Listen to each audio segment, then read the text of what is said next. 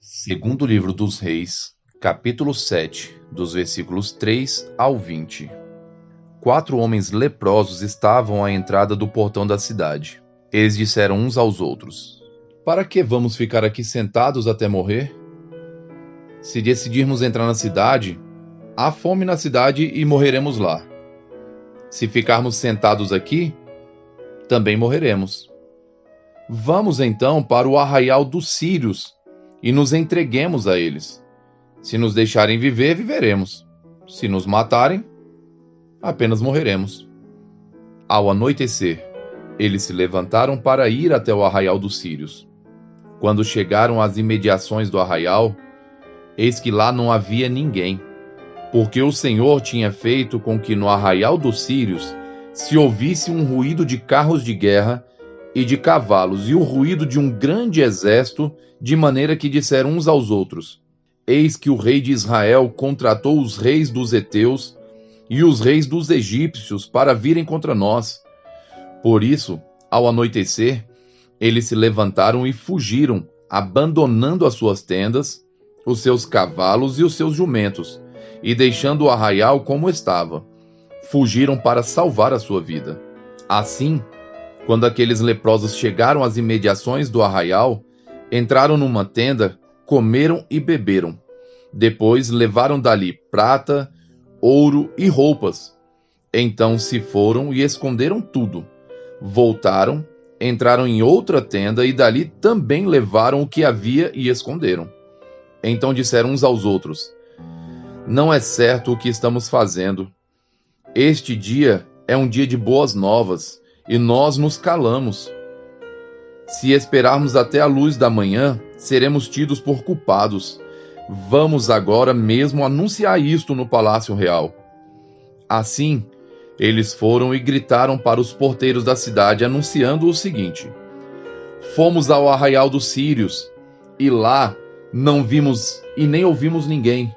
Encontramos apenas os cavalos e os jumentos amarrados, e as tendas como estavam." Então os porteiros gritaram e fizeram anunciar a notícia no interior do palácio real. O rei se levantou de noite e disse aos seus servos: "Deixem que eu explique a vocês o que os sírios nos fizeram. Eles sabem que nós estamos famintos.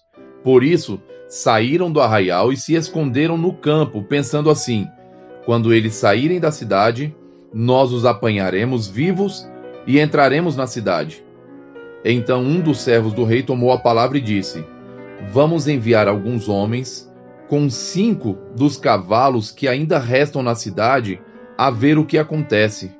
Se morrerem, apenas terão a mesma sorte da multidão dos israelitas que já morreram." Assim, pegaram 2 carros de guerra com os cavalos, e o rei enviou os homens atrás do exército dos sírios, dizendo: "Vão ver o que está acontecendo." Eles foram atrás dos sírios até o Jordão, e eis que todo o caminho estava cheio de roupas e de armas que os sírios, na sua pressa, tinham jogado fora. Os mensageiros voltaram e anunciaram isso ao rei. Então o povo saiu e saqueou o arraial dos sírios. E assim, uma medida da melhor farinha era vendida por 1 moeda de prata, e 2 medidas de cevada por 1 moeda de prata, segundo a palavra do Senhor. O capitão, em cujo braço o rei tinha se apoiado, foi encarregado pelo rei de guardar o portão da cidade. Mas o povo o atropelou junto ao portão e ele morreu, como o homem de Deus havia dito quando o rei foi falar com ele. Assim se cumpriu o que o homem de Deus tinha falado ao rei: "Amanhã, a estas horas mais ou menos, junto ao portão de Samaria, 2 medidas de cevada serão vendidas por 1 moeda de prata, e 1 medida da melhor farinha será vendida por 1 moeda de prata." Aquele capitão havia respondido ao homem de Deus: "Mesmo que o Senhor Deus fizesse janelas no céu, será que isso poderia acontecer segundo essa palavra?" Ao que o profeta havia respondido: "Eis que você verá isso com os seus próprios olhos, mas não comerá disso." E assim aconteceu com ele, porque o povo o atropelou junto ao portão e ele morreu. Jonas, capítulo 2. Então Jonas, do ventre do peixe, orou ao Senhor, seu Deus, e disse: Na minha angústia, clamei ao Senhor, e ele me respondeu. Do ventre do abismo, gritei, e tu ouviste a minha voz. Pois me lançaste nas profundezas no coração dos mares, e a corrente das águas me cercou. Todas as tuas ondas e as tuas vagas passaram sobre mim. Então eu disse: Estou excluído da tua presença. Será que tornarei a ver o teu santo templo? As águas me cercaram até a alma. O abismo me rodeou, e as algas se enrolaram na minha cabeça. Desci até os fundamentos dos montes, desci até a terra, cujos ferrolhos se fecharam atrás de mim para sempre. Tu, porém, fizeste a minha vida subir da sepultura. Ó Senhor, meu Deus! Quando dentro de mim desfalecia a minha alma, eu me lembrei do Senhor, e subiu a ti a minha oração, no teu santo templo. Os que adoram ídolos vãos abandonam aquele que lhes é misericordioso. Mas com a voz do agradecimento, eu te oferecerei sacrifício. O que prometi, cumprirei. Ao Senhor pertence a salvação. E o Senhor falou ao peixe, e este vomitou Jonas na terra. Primeira carta aos Coríntios, capítulo 13. Ainda que eu fale a língua dos homens e dos anjos, se não tiver amor, serei como o bronze que soa, ou como o símbolo que retine. Ainda que eu tenha o dom de profetizar e conheça todos os mistérios e toda a ciência, ainda que eu tenha tamanha fé, a ponto de transportar montes, se não tiver amor, nada serei.